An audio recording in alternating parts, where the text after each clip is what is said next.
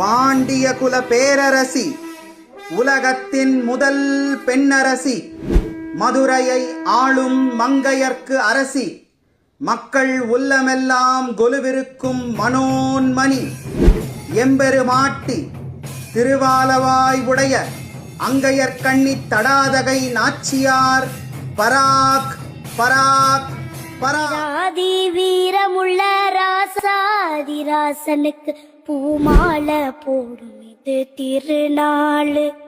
ஒரு பூந்தேரு பூட்டி வரும் பெருநாள். மாறாத அன்பு வச்ச மகராசி, மறையாத எண்ணம் வச்ச மீனாட்சி, ஊரோடும் பேரோடும் உறவாடும் ஒரு காட்சி, மனசும் மனசும் நினைய ஒரு நாள் திருநாள் பிறந்தது.